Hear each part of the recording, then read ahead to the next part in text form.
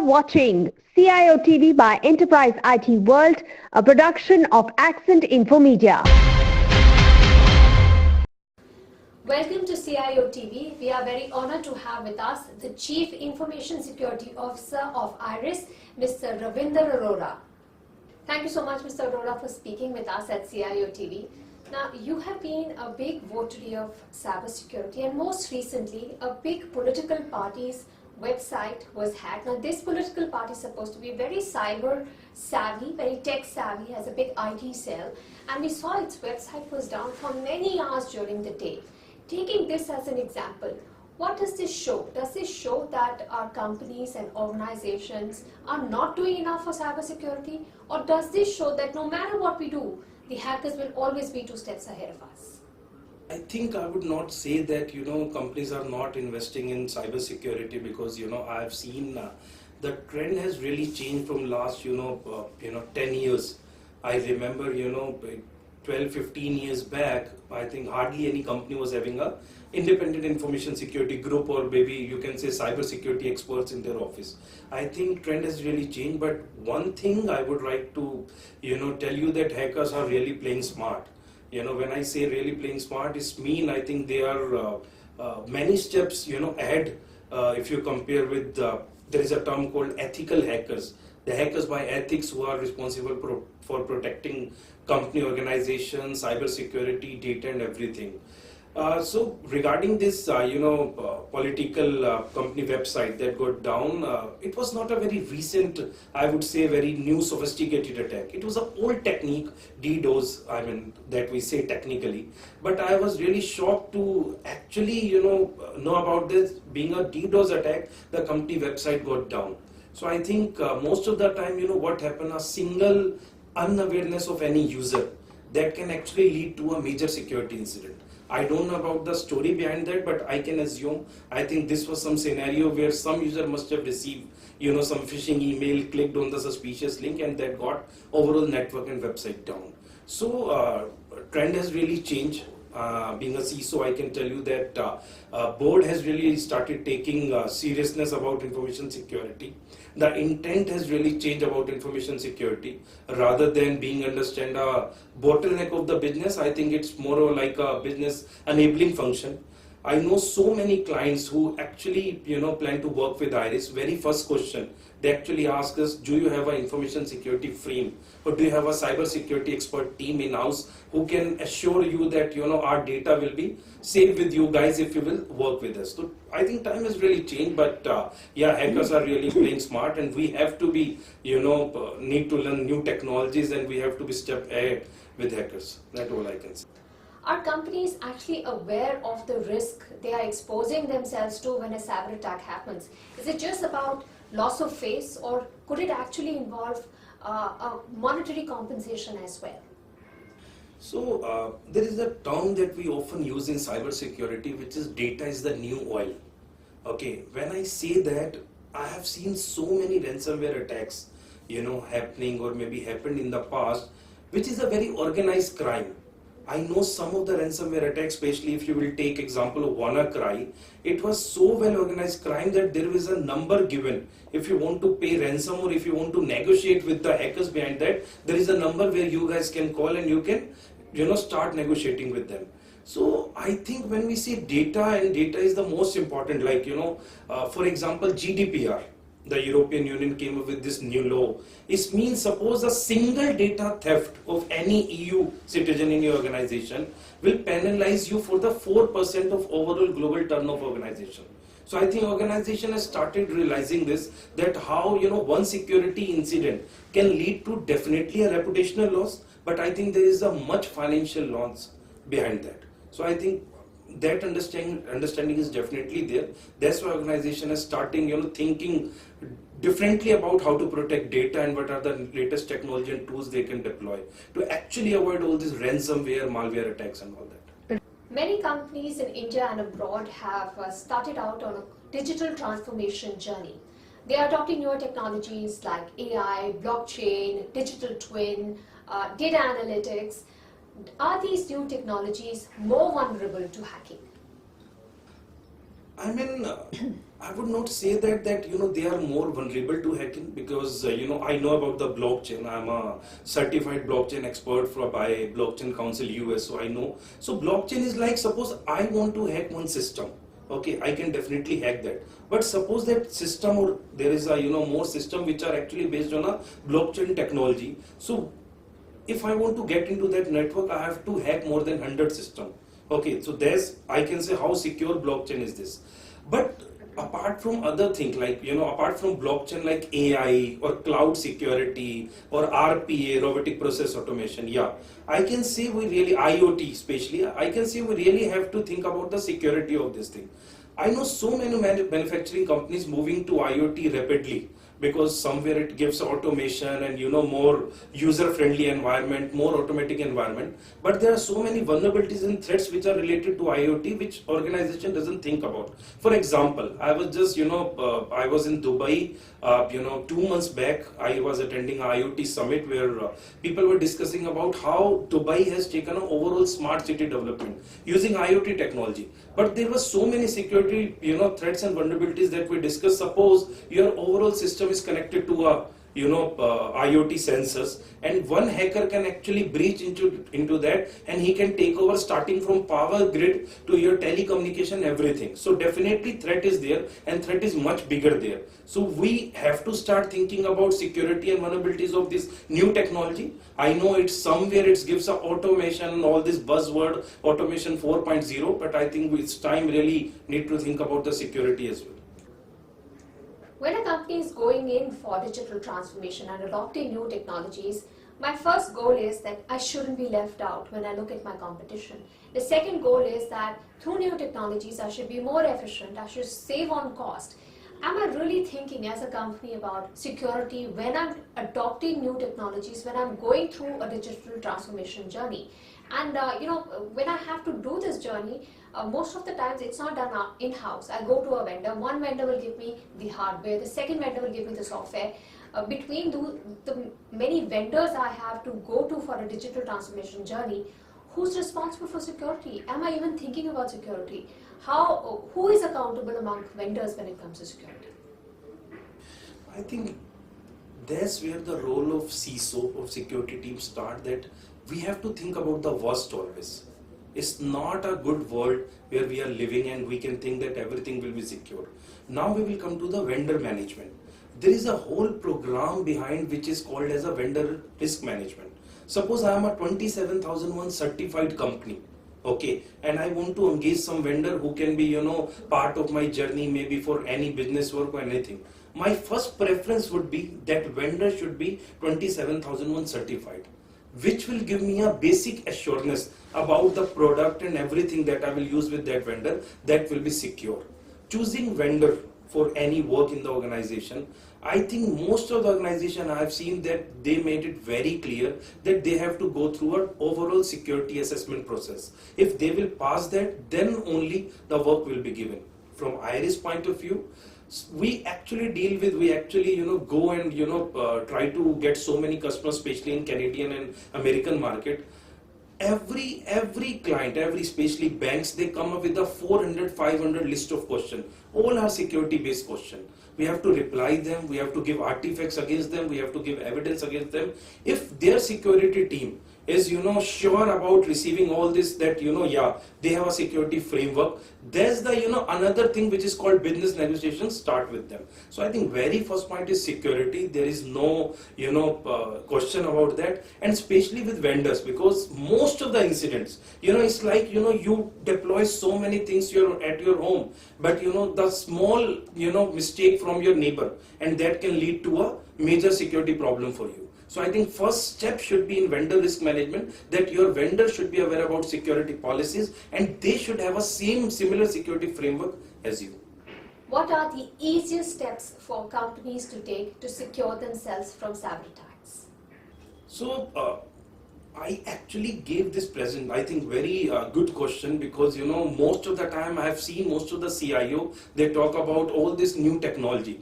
But I always say, I gave this presentation in one of the summit on cyber security. So I remember that my presentation topic was, we forget the basics. I think this is all time about the fundamentals and remember the basic. Most of the ransomware attack can be prevented by user awareness. If you have all patches which actually released by different vendors, if you deploy them on the time, if you make your antivirus is up to date, if you make that you have a good awareness programs in your organization which make users aware about phishing, spear phishing and all that basic things, I think you can prevent most of the security incident. You really doesn't need a best of the technology or best of the tools. So I think the last word I will say, if you can work on the basics, I think you are secure. And what are the toughest steps to take to secure your company's information, your systems, your network? So the toughest steps is actually again to making their users aware about information security. I think information security is a journey which need to be embedded in the culture of organization. For example, there was one recent attack in the world, biggest cement manufacturing company. Okay, it was a ransomware attack. After investigating, they found it was actually one of the guy in the organization we called as an insider threat, and who was part of the organization from so many years, and when he was leaving the organization, he tried to insert a backdoor in most of the servers. So I think this is the time that CISO and security team and especially management of the organization, they should think about that security is everyone's responsibility. And the toughest step is to actually make information security as part of culture, where there is, in IRIS we can proudly say that we follow a zero tolerance policy. Any security incident can definitely lead to the termination of employment. So I think there is a balance between user awareness and zero tolerance. So somewhere we have to find that balance, or somewhere we have to get that culture of information security in organization. What are the new trends emerging in cybersecurity? What are the new threats that are coming up, and are there solutions to deal with this? So I think two threats that I can say that most of CISOs are still struggling to find out the solution, as well as the security companies. One is zero-day vulnerabilities. These are the vulnerabilities that actually come and we don't have our software antivirus are not able to protect them, because these are the zero-day vulnerabilities. We don't have signatures to fight against them. Okay, definitely there are some solutions to stop all these attacks, like EDR, emergency detection and response. Okay, these type of tools. Another threat I would say APT, advanced persistent threat. So how advanced persistent threat work? So they will actually gain entry into your network using a malware, using a backdoor, and they will stay in your network for weeks, maybe for the months, and try to understand your network, and then they will attack on the most vulnerable and most confidential data. How come these threats have not been detected so far? Yeah, they are not detected because they don't work on a signature based methodology. They work on a most of the time behavior based methodology. So there are tools behind that where we can examine the behavior changes in our environment. For example, suppose you suddenly saw that some of your server CPU usage is actually increasing and reaching to 90-95%. But you can see there is no virus attack is happening. But where there is a point where behavior based analysis come, then these OPT solutions come in that. I think there are the two threats I can say, zero-day vulnerabilities and APT, that we all are really struggling to get the perfect solution for them. You said you're a blockchain expert. Can you tell us how blockchain can be used for a better cybersecurity? Yeah, I think very interesting questions you asked, because let me give you some background about blockchain. When this blockchain started, it actually started with Bitcoin only. When whole world was actually dealing with this Bitcoin, and everyone was just trying to get money out of this Bitcoin. Somewhere the Bitcoin era is getting washed out now, because most of the countries have named them illegal, that you cannot do transaction in this currency, because there are no regulations behind that. But everyone is trying to adopt that technology, which is blockchain, where Bitcoin was based. So blockchain is I can say is an algorithm which is impossible to hack. Because suppose I already gave that example, suppose you want to attack a blockchain network, you have to gain access to the 100 system. You have to hack 100 system rather than one system, because all systems are developed on a technology where they share a common encryption with each other. So if you have to break that, you have to break encryption for 100 systems. And cybersecurity companies, I know so many use cases, especially with manufacturing companies, where they are developing their overall platform of plants and everything on blockchain. But the reason is that it is more secure. Okay, somewhere I can say they share a network methodology where every node is connected with each other and sharing, supporting and sharing some sort of encryption and security.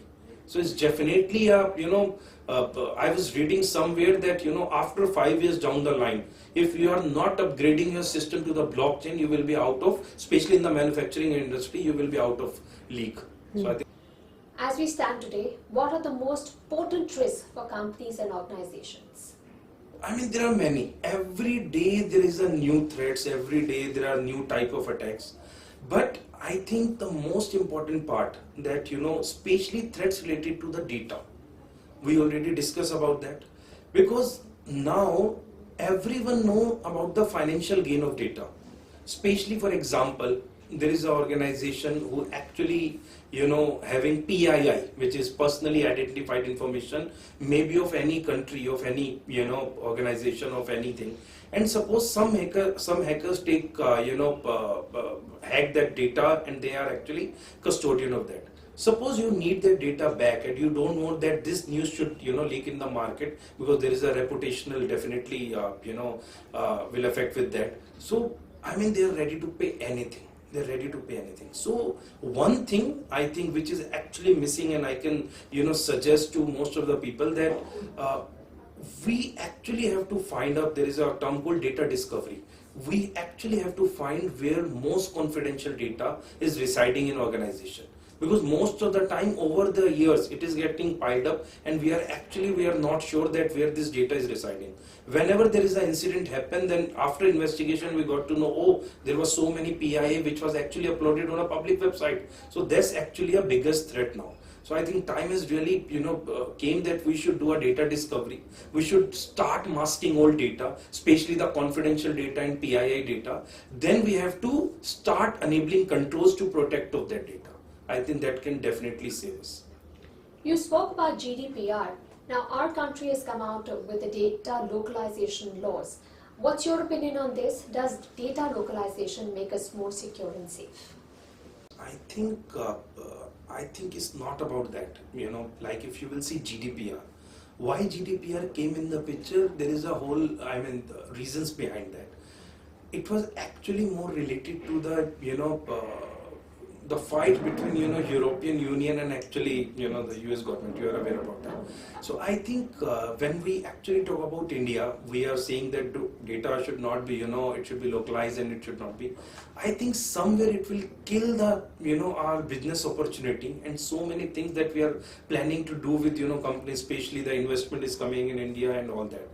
Rather than having these type of law which are very open-ended and not very clear direction what need to be done, I think more emphasis of governments should be on a data protection, more controls about data protection, users and country residents about they should understand about how they can protect their data. For example, Aadhaar card.